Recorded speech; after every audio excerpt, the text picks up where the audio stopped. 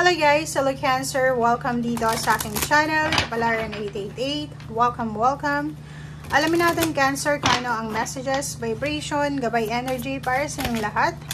Ito ay general reading, so pwede kang makaresonate, gamitin mo ang iyong intuition Cancer sa panonood. Okay, first two cards natin, wow. Okay, Cancer. Sinasabi ng baraha sa'yo dito, may travel ka bang gagawin sa week na to? Or eto ay yung travel sa mundo, 'di ba? Yung ginagawa natin sa araw-araw. So, simplify your life, minimalist life. So, sinasabi ng baraha sa'yo dito, it's either magta-travel ka, it's either nag-aasikaso ka ng papeles mo, ng mga gamit mo, it's either anong tawag dito? Lilipat ka ng bahay or lilipat ka ng trabaho. Basta yung sinasabi ng travel na to is yung motion, action. Sa araw-araw na ginagawa mo, sinasabi ng baraha, maging simple ka lang.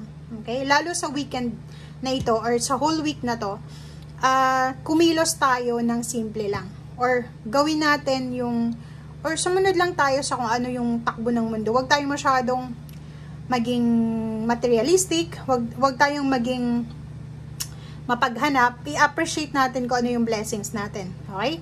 Dito sa barahang to, para hindi ka daw ma-disappoint, hindi ka ma-disappoint, hindi ka makaramdam ng parang wala kang kontento sa buhay, kailangan mong tanggapin kung ano yung meron ka sa ngayon. Simple lang ang buhay. Huwag tayong mag-expect sa ibang tao. Iwasan natin yun. Over-expectation. Simplihan lang natin yung buhay natin. Yun ang sinasabi ng baraha sa'yo dito. Okay, mas masaya, mas simple. Diba? And wise leader. So yun, if ever na panganay ka, if ever na mataas yung posisyon mo sa trabaho, if ever na may nire-respeto ka sa pamilya mo, maging good leader ka daw, maging wise leader, good leader, maging influential ka sa mga tao sa paligid mo. Okay? Kasi, kung ano yung nakikita ng mga tao sa paligid mo, yun ang susundin nila, or yun yung parang magiging projection nila para sa'yo. Okay? So, yung pagiging simple daw, pagsisimplify ng buhay, ay posibleng marami ang hahanga sa'yo. Marami ang ma-amaze sa kung ano man ito na ginagawa mo. So, be humble. Kahit sabihin natin na marami ka ng pera, milyonaryo, bilyonaryo, still simplify life. Okay?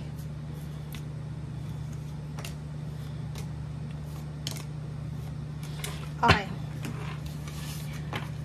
Cancer, following your bliss. Oh, 'di ba? So sinasabi ng baraha, mas i-prioritize mo lalo na sa linggong ito yung kaligayahan mo. Okay? Kasi dito sa mundong ibabaw, ang importante, lalo na sa panahon ngayon, pasayahan na ng buhay sa ngayon. Hindi na uso yung pagarbuhan ng buhay. Okay? Sundin mo lang kung ano yung sinasabi ng puso mo, magiging masaya ka. Okay? Huwag nating masyadong i-feed yung utak natin. Huwag natin masyadong i-feed yung curiosity natin. Contentment. Yun yung sinasabi ng baraha. Ganon din, oh. Diba? So, kung makikita mo, oh, so it's a manifestation ng baraha mo dito. Tingnan mo, Cancer. Simplifying your life, travel lightly. Traveling, simplify your life. Diba? So, appreciate the small things, simple things. Declutter. Alisin mo na yung mga bagay-bagay na hindi mo na kailangan. Mapa-material na bagay yan, or relationship, or connection. Simplihan mo lang. Yun yung sinasabi. Ang ganda na ito. And same din sa Scorpio, sinasabi na ang importante ngayon is yung kaligayahan mo. Kaligayahan mo, magandang pangangatawan, healthy body, healthy mind, healthy spirit, physical, mental.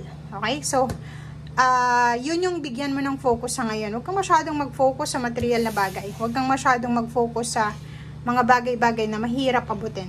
Huwag kang masyadong mag-expect. Okay? And sinasabi ng baraha sa'yo, makinig ka sa linggong ito dahil tanggap ka ng channeled messages from spirit guides. So, pwedeng may mga signs, symbols, synchronicities na gustong ibigay sa'yo ang ating mga spiritual helpers or yung mga spiritual helpers mo.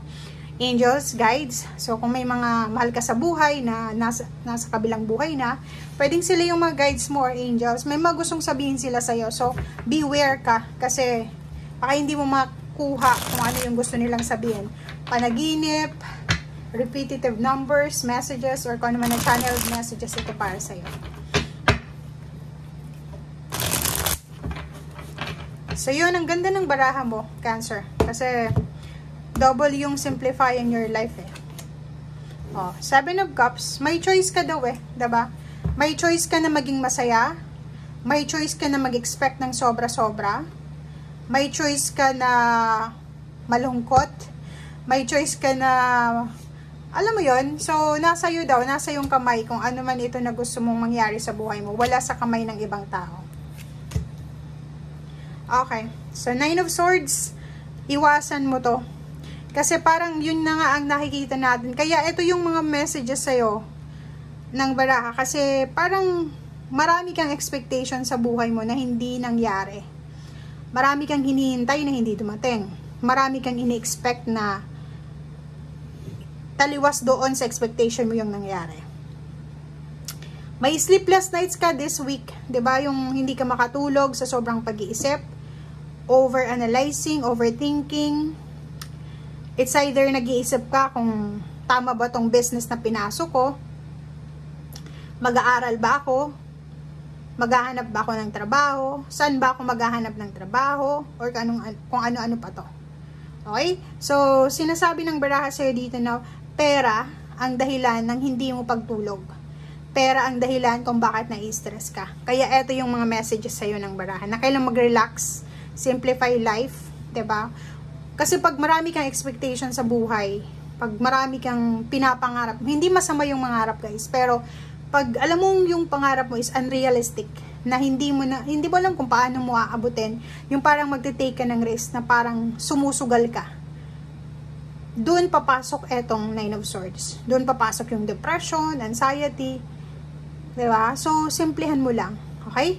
Sinasabi ng baraha, Page of Pentacles, huwag tayong masyadong nakafocus sa future. 'Di ba? Kasi may iba na sobrang focus sa future na hindi na nila nararamdaman yung current situation nila. Yung iba pagod na pagod sa pagtatrabaho sa ngayon kasi natatakot sila para sa future. Napapabayaan nila yung health nila. And ang endings, okay, nakuha nila yung success nila, pero hindi na nila yun ma-enjoy kasi matanda na sila or may sakit na. 'Di ba? 5 of Pentacles. So, sinasabi ng baraha sa'yo dito, huwag kang masyadong nakafocus sa kawalan ng pera. Or huwag kang masyadong nakafocus na, 'di ba, baguhin yung financial mo. Kasi, alam niyo ba, kahit anong gustong gawin mo, kahit magtrabaho pa ng araw-gabi, gawin pang gabi yung araw-gabi, ganito, ganyan. Pag hindi talaga para sa'yo, hindi para sa'yo. So, 5 of Pentacles, walang masama na mangarap tayo na umalis dito sa financial problems na to. Pero make sure na itong Wheel of Fortune, itong pagbabago na gusto mong mangyari sa buhay mo, is abot ng kung ano yung makakaya mo. 'Di ba? Hindi yung mga wishful thinking, mga unrealistic. Dapat abot yun ng pangarap mo eh. Abot yun ng actions mo, abot yun ng kakayahan mo. 'Di ba? So, kung yun na nga, simplifying life, kung ano lang yung kaya mo, yun lang. Accept. Okay? And go with the flow. Take care of yourself, take care of your body, travel light. Okay? So, thank you guys and see you again. Bye!